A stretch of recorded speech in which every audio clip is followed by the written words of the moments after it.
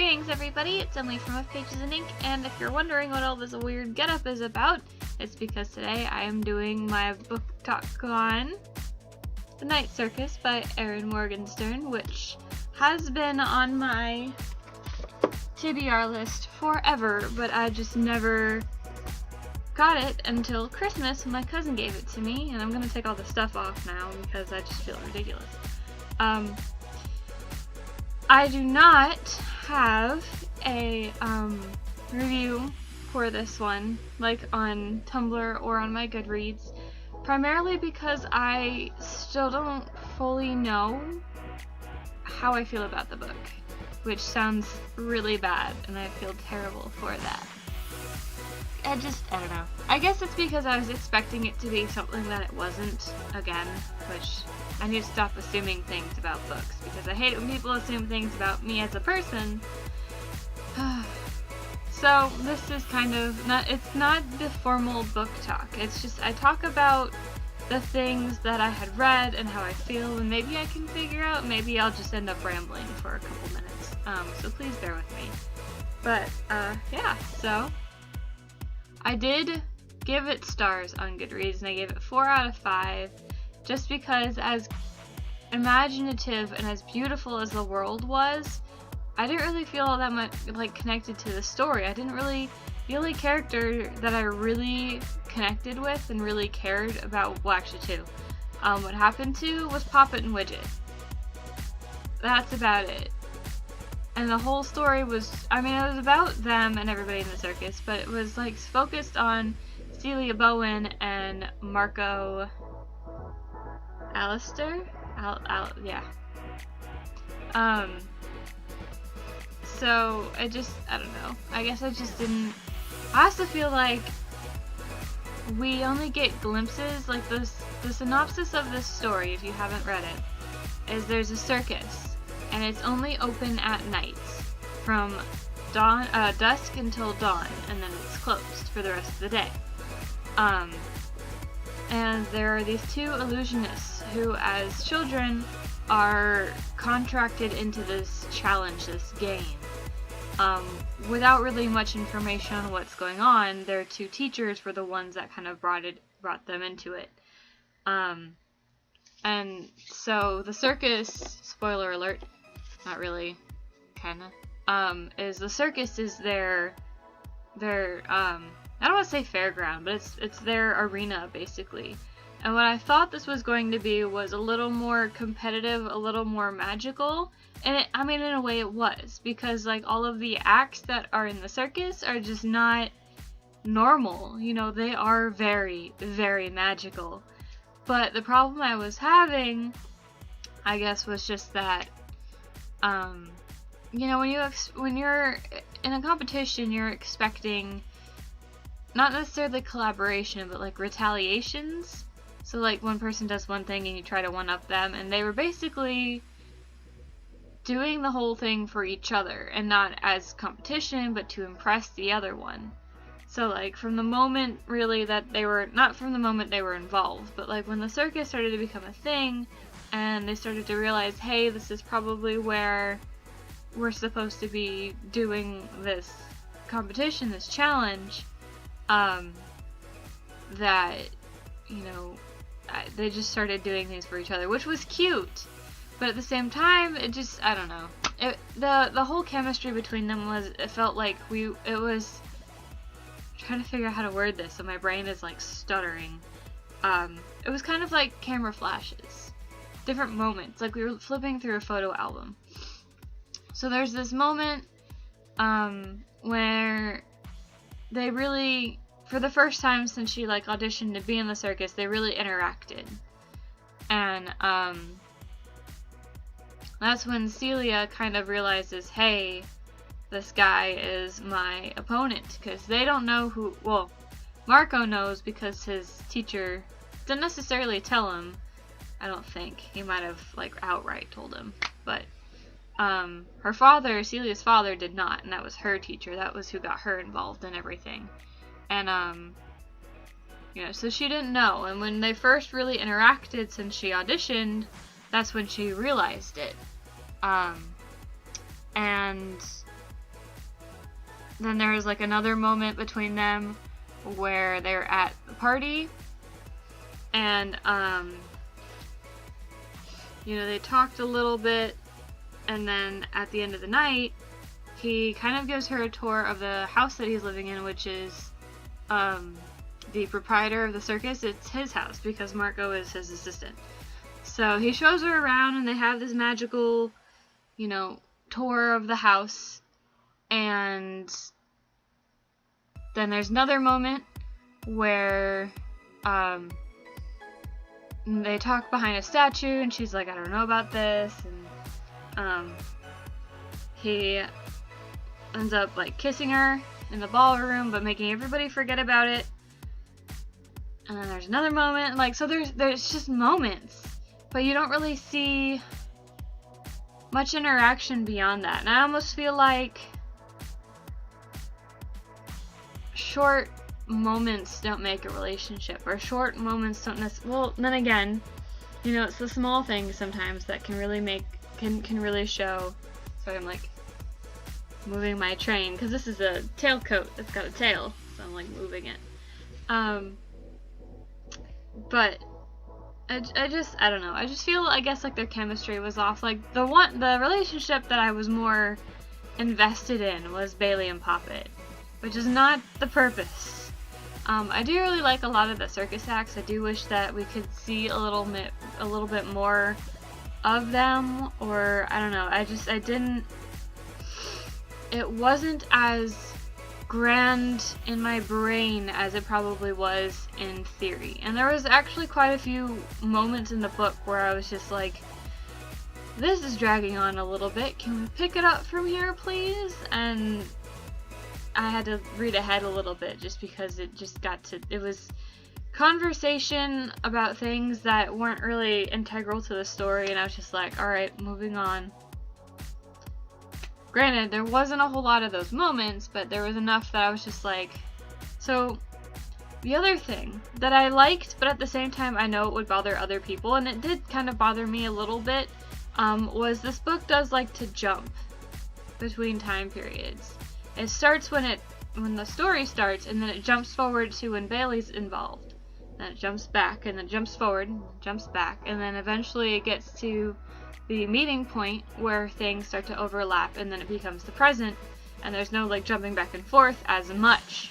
But every time Bailey is mentioned, it's further into the story. So it was just it was a little weird for me.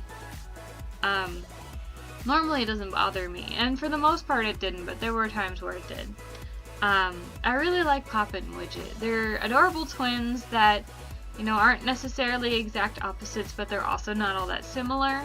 Widge likes to tell stories, and he sees the past on people. He bottles up stories, and when you open them, like, your imagination kind of runs away with like the scents, and you can swear you hear sounds that are also associated with whatever story is in the bottle.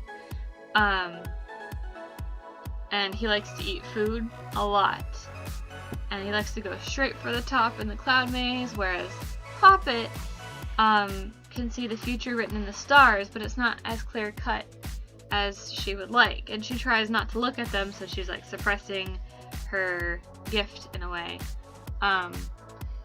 She would rather see things, and she can also kind of like feel other things, but she's a little more subdued than like Widget. But I think they're both fantastic characters, and I do love them both, but they're really the only characters that I really felt connected to. I didn't really feel that connected to Celia or Marco, really. I didn't particularly like Isabel, mainly because I am not a fan of characters that feel like... I mean, Isabel is nice enough in the book that it's not it's not as bad as, say, like Tess from Legend. Like Tess from Legend. I'm not even telling you guys my point yet. Okay, so my point is that I don't like characters that feel like they deserve love of another character. For example, Tess. In Legend, Tess is this like orphan girl that Day kind of starts to look after, and they become really good friends. And Tess starts to develop feelings for Day, and Day's just kind of like, you're my best friend. And she's like, but you love me, right? I mean, this isn't outright said, but when June enters the picture, she gets really jealous, like, oh, she just got here, you don't know who she is, I've been there for you. Don't you love me? I'm just kind of like, no. You shouldn't, I don't know. So she's not that you should love me. She's almost fully aware of Marco's feelings for Celia, and like doesn't seem to grasp that concept until he outright tells her, hey, I'm in love with Celia. And I was just kind of, I don't know. And she was all upset afterwards, like she deluded herself into thinking that he loved her. He never told her, by the way. But she was so sure that he loved her for years. It's been like 13 years in the span of this story. And the whole time she thinks that he loves her without him ever saying it. And then like when he finally tells her that he has feelings for Celia, she's like, I thought he loved me. And I'm like, honestly, if nobody says it, I mean, if they say it once, then maybe. But if they don't say it at all for 13 years, and you don't go on dates, you don't kiss, nothing, they probably don't love you in the way that you think they do. He probably treasured her as a friend. He's fond of her company, but other than that, like, I will tell my friends that I love them, because I do. Anyway, trying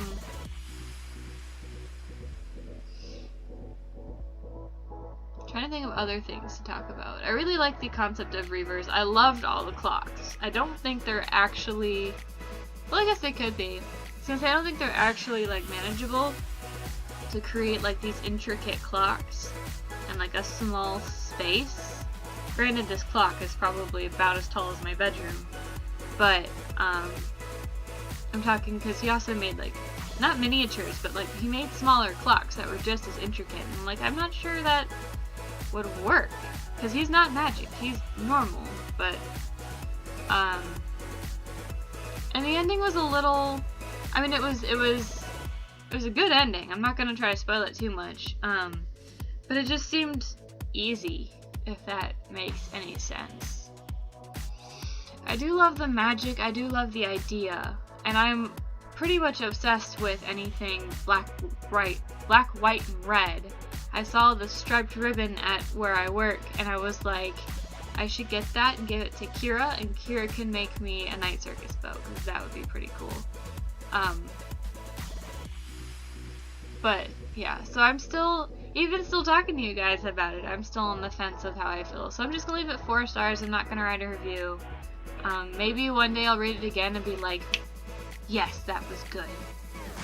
Because it took me a while to get through, and the pacing was just, there are some parts that I like couldn't read fast enough. I was like, alright, what's gonna happen next? And then it was like, skip 13 years in the future, and I'm like, wait, what? So that's all I have to say about that. Probably not at all what you were expecting. But I am finally getting to the rest of the books that I plan on reading this month, now that it is the 8th day of February. So I'm currently rereading Red Queen, and then I need to read Glass Sword, and then I have to go buy King's Cage that was released a couple days ago, so I can read King's Cage. And finish, I believe King's Cage is the last book, so I'm going to finish that series. So that series will have been slayed. I can do a series discussion, and, finally understand what everybody's talking about when they're talking about Mare. Yep.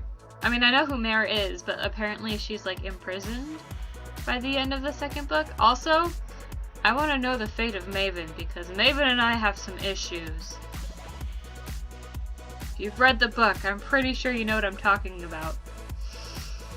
Friggin' Maven Kalor. Get you. But that's all for today. It is Wednesday, so on Friday, in 2 more days, I should have my favorite Friday jar thing for you guys. I do plan on next month, March 17th, there will be a Fave Friday, but it will not be a jar drawing. I have decided that because March 17th is the day that Beauty and the Beast, the new movie, gets released, I'm going to do a discussion talk Favorite Friday thing on Beauty and the Beast. And I will apologize now in advance for the possibility of it being a long video. Well, not long, but probably longer than the others have been. But I love you guys. I'm sorry. I will see you guys very soon. You guys mean just so much to me, and it always means so much when you guys watch my videos. I know I tell you every single time, but it's not a lie. I really mean it. And it also really makes me happy to see you comment on my videos, which doesn't happen often, but I will be persistent in having you guys talk to me. I love you. I will see you guys Friday, and happy reading.